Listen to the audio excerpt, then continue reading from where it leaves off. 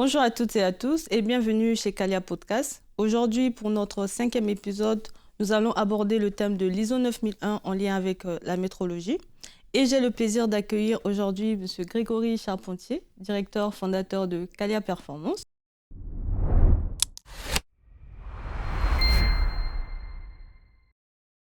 La norme ISO 9001 est en pleine révision. On en parle beaucoup, mais rarement sur l'angle de la métrologie. Pourquoi, selon toi, c'est vraiment un sujet qu'il faut absolument remettre sur la table aujourd'hui? Merci Josette et bonjour. Merci pour cette question.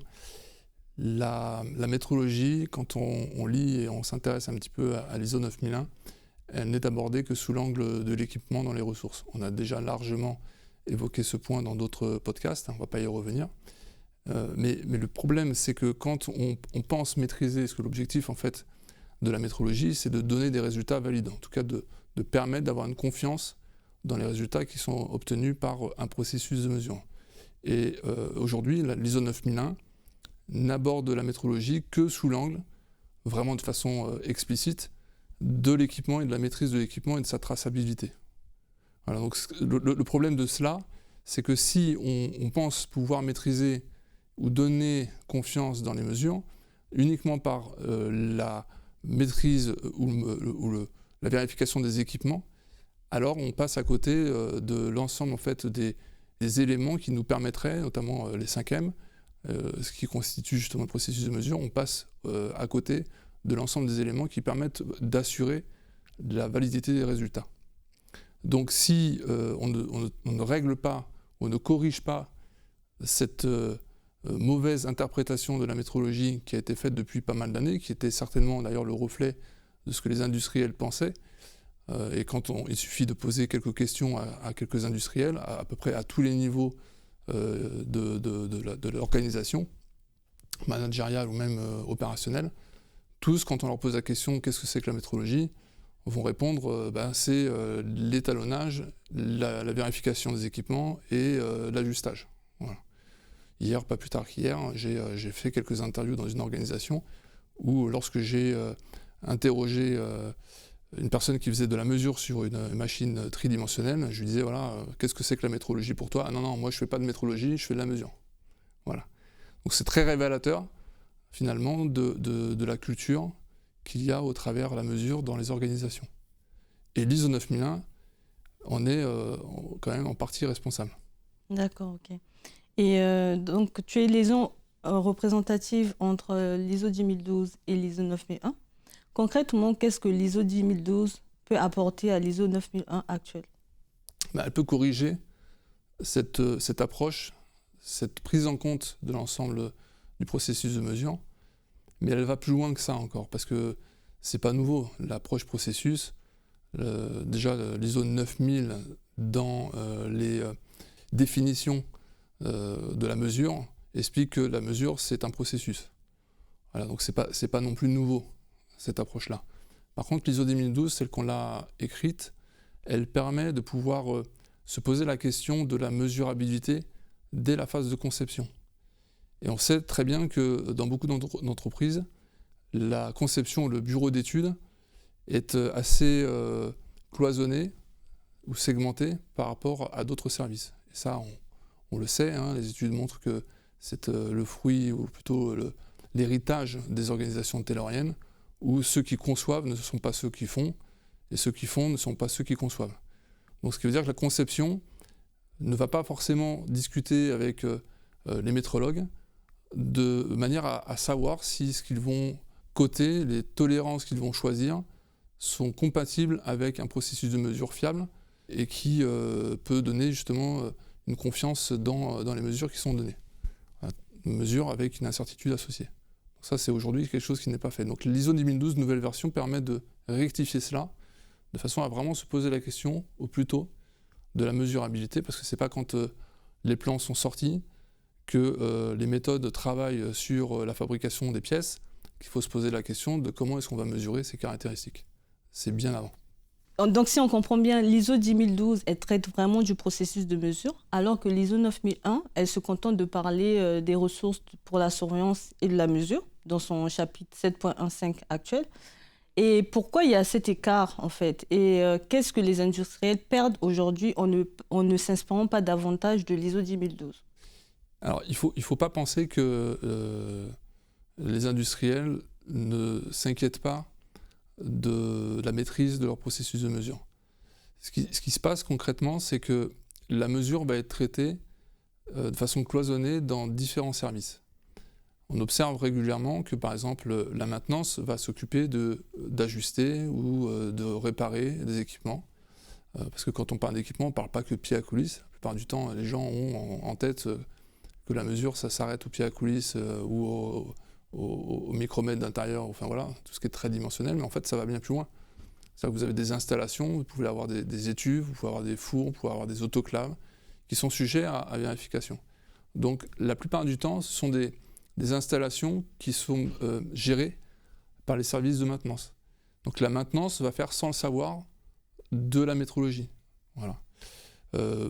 Tu vas avoir également les ressources, les recherches et développement, les services en fait R&D, qui eux vont avoir besoin de mettre en œuvre de la mesure, notamment quand ils développent de nouveaux matériaux, ils vont faire des essais, donc on a des laboratoires qui vont faire des essais sur les matières.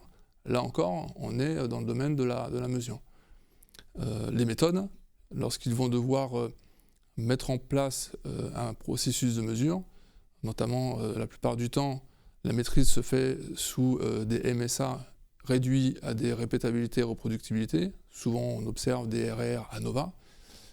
Mais encore une fois, c'est une cloison supplémentaire qu'il y a entre les services. Voilà, on a bien expliqué, les méthodes font une partie, la maintenance fait une partie, la R&D en fait un petit peu. Et puis, on se retrouve au bout de chaîne avec le responsable métrologie qui, lui, récupère les équipements, les envoie en étalonnage dans des laboratoires qu'il a sélectionnés, les reçoit une fois qu'ils sont vérifiés, fait une confirmation métrologique et c'est terminé. Voilà.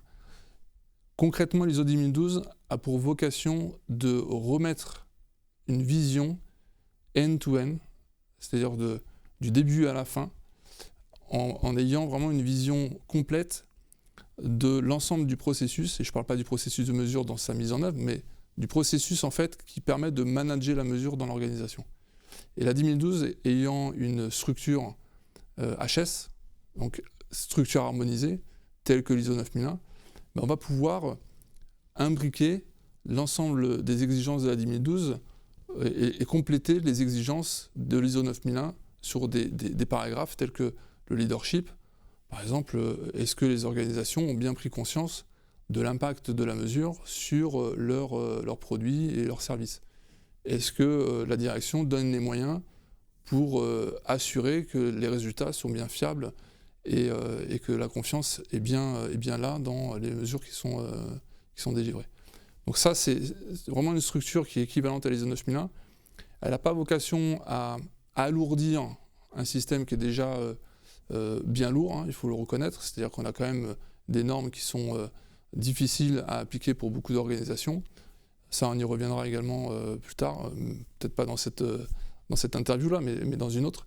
Mais globalement, l'idée n'est pas d'alourdir un système, mais plutôt de simplifier par une compréhension beaucoup plus fine et quelque chose de plus fiable en termes de management global, si tu préfères, de la mesure. Voilà. On va clarifier les choses. Ok. Et quel est ton rôle dans la commission ISO 9001 ? Alors moi, mon objectif et mon rôle, c'est de porter un peu la voix de la commission ISO 10012. On est deux à le faire. Il y a Alistair Norwood, je crois, si je ne me trompe pas trop, qui, lui, représente la 10012, mais du côté BSI, donc pour les Anglais. Et moi, je fais la même chose, en fait, pour la France. On n'est que deux à le faire. Donc on peut quand même avoir cette fierté. La France également a porté la révision de la 10012, donc c'est également une fierté que nous pouvons avoir. Et mon rôle, c'est de pouvoir, non pas révolutionner les choses, parce qu'on ne peut pas révolutionner les choses, et ce serait d'ailleurs pas forcément la meilleure façon d'aborder le changement, mais au moins changer le principe de je mesure et je maîtrise mon équipement par je mesure mais je maîtrise mon processus. Voilà. Si on peut simplement changer ça en mettant une exigence qui est simple, mais qui permet de comprendre que la maîtrise ne se fait que par le processus, alors on pourra créer un pont entre l'ISO 9001 et l'ISO 10012 qui explique, parce que l'ISO 9001 ne va pas vous expliquer comment faire ce que je viens de décrire, mais c'est la 10012 qui va permettre de pouvoir donner un guide, un cadre, pour pouvoir maîtriser le processus de mesure. Et quelque part, ce n'est pas nouveau, parce que l'ISO 10012, dans les annexes, est déjà appelé depuis pas mal de temps. Quand vous prenez la version de l'ISO 9001 de 2015, dans les annexes, en fin de norme, vous avez l'ISO 10012 qui est appelé si les organisations veulent aller un peu plus loin dans la maîtrise de leur processus de mesure. Voilà. D'accord. Donc, en parlant de processus de mesure, beaucoup d'industriels aujourd'hui confondent instruments conformes et processus de mesure maîtrisé. Pourquoi c'est encore répandu aujourd'hui, cette confusion? Bon, on va redire un peu la même chose, hein, mais c'est répandu parce que jusqu'à présent, alors c'est un peu technique ce que je vais dire, mais l'ISO 9001, elle a en fait un principe qui, lorsqu'on se fait certifier, est d'avoir des auditeurs externes qui viennent vérifier la conformité du système de management. Et donc du coup, quand un auditeur vient vérifier cette conformité, il vient aussi quelque part donner la bonne pratique. Et la plupart du temps, les auditeurs, alors moi ça a toujours été le cas, parce que quand j'ai eu des fonctions de direction qualité, l'auditeur, il se contentait de vérifier l'équipement, par exemple dans l'atelier. On va prendre un équipement, on va regarder si l'étiquette est verte ou rouge. Il vaut mieux qu'elle soit verte. Ensuite, on va regarder dans le système s'il y a un rapport et si ce rapport-là a bien fait l'objet d'une confirmation. Voilà. Et donc, aucun auditeur va demander quelles sont les actions qui ont été mises en œuvre pour assurer que lorsqu'on met en œuvre le processus de mesure, on a à la fin quelque chose de conforme, en tout cas quelque chose de fiable. Quasiment aucun auditeur, si ce n'est ceux qui ont eu une expérience dans la métrologie, ne va poser ce genre de questions. Donc du coup, en fait, ça donne en fait un effet ou un phénomène qui consiste à penser que la bonne pratique ou la bonne façon de maîtriser la mesure, c'est de maîtriser la vérification de l'équipement. Parce qu'à partir du moment où un auditeur ne pose pas une autre question, alors on se dit que la seule façon de répondre à cette exigence-là, c'est de faire ce qu'on vient de dire, la vérification de l'équipement, l'étalonnage et la confirmation. Voilà. Donc en fait, tout cela, et on a fait pas mal d'études, hein, il y a eu on a travaillé justement avec des sociologues sur la compréhension de pourquoi est-ce qu'on en est là aujourd'hui dans les organisations. Donc des études ont montré que vraiment la norme et l'application de la norme et la surveillance de la norme ont en fait petit à petit, année après année, instillé cette vision à l'ensemble des organisations que la métrologie c'était ça. Mais évidemment, ce que je te disais tout à l'heure, c'est que les organisations ont compris que ce n'était pas suffisant. C'est pour cette raison que par exemple dans l'automobile, ou comme dans d'autres secteurs, beaucoup d'industriels vont mettre en œuvre des MSA dans, par exemple, les normes pour les motoristes aéronautiques. Ils ont détaillé le chapitre 7.1.5 avec tout un tas d'exigences qui sont tirées des MSA, avec des répétabilités, reproductibilité, voilà, toute cette philosophie pour maîtriser un processus de mesure. Donc, encore une fois, les industriels ne font pas rien. C'est faux de dire ça. Mais les industriels, aujourd'hui, n'ont pas forcément compris quels étaient les liens entre les différents services. Et c'est cette segmentation qui n'est pas le fruit uniquement et un problème uniquement métrologique. En fait, vous l'avez ce problème-là dans d'autres domaines. Le service RH, par exemple, est très segmenté. Vous avez plein d'autres services qui sont très segmentés et qui pourtant, en fait, sont beaucoup plus larges que ça et ne se contentent pas juste d'une maîtrise par un service. Voilà, donc c'est ça le problème, c'est de penser qu'en fait, on va maîtriser ça par un service. J'entends beaucoup, par exemple, le fait qu'il faut une fonction métrologique. Ben non, en fait, ça c'est une erreur de penser ça, parce que si on pense qu'il faut une fonction métrologique, alors la métrologie, ça sera le problème de la fonction métrologique, et ça ne sera pas le problème de l'organisation. Il ne faut pas penser comme ça. Et ce qu'il faut, c'est vraiment penser que la métrologie, elle s'incorpore dans plein de processus, et la prise en compte et l'intégration de cette information-là dans la tête en fait, de ceux qui organisent le travail permettra d'éviter un cloisonnement et d'éviter en fait, finalement que les organisations et ceux qui sont dans ces services ne parlent pas entre eux. Voilà. Et donc, quelles sont les conséquences, par exemple, pour les industriels quand ils mettent les étiquettes sur les équipements conformes? Quelles sont les conséquences sur la qualité du produit et de la mesure? On ne sait pas. On ne sait pas quelles sont les conséquences. Puisque la vérification et l'étiquette verte de l'équipement ne permet pas d'attester la confirmation, enfin la validité des résultats, finalement, on ne se rend peut-être pas compte de deux choses. D'une part, peut-être qu'on mesure des choses qui ne sont pas nécessaires de mesurer. Et peut-être qu'on mesure mal des choses qui, finalement, peuvent avoir un impact qui n'est pas identifié et qui n'est pas maîtrisé et parfois externalisé au client. Tu vois, donc en fait, cette vision parcellaire de la métrologie, elle peut avoir deux impacts. Soit un surcoût, soit un risque pour le client et pour l'utilisateur. Et pour terminer, si la future norme ISO 9001 dont tu es dans la commission, si elle parlait vraiment du processus de mesure, donc la notion de métrologie dans la nouvelle norme qui va sortir, on va dire, d'ici peu, qu'est-ce que ça changerait vraiment pour les industriels? Ça va dépendre de plein de choses. On le sait, on le dit souvent chez Calia, on ne change pas les entreprises par décret. Alors c'est pas nous qui l'avons inventé, hein. On a longuement travaillé avec François Dupuis qui a écrit un livre sur cette thématique-là et qui montre bien que c'est pas parce qu'on va écrire quelque chose, une procédure, que ça va changer. Néanmoins, on sait aussi que le fait d'avoir des normes trop larges, trop généralistes, amène une façon en fait, d'interpréter, en fait, une multiplication d'interprétations qui fait qu'à la fin, on ne sait plus trop quoi faire. On ne va pas révolutionner, en effet, le fonctionnement et la métrologie dans les organisations et la façon d'aborder la métrologie dans les organisations en changeant une norme. Mais on va, petit à petit, tu vois, pierre après pierre, construire quelque chose d'un peu différent et amener, ça c'est en gros l'espoir que l'on a, d'amener les entreprises à pouvoir comprendre que la simple vérification d'un équipement n'est pas suffisant.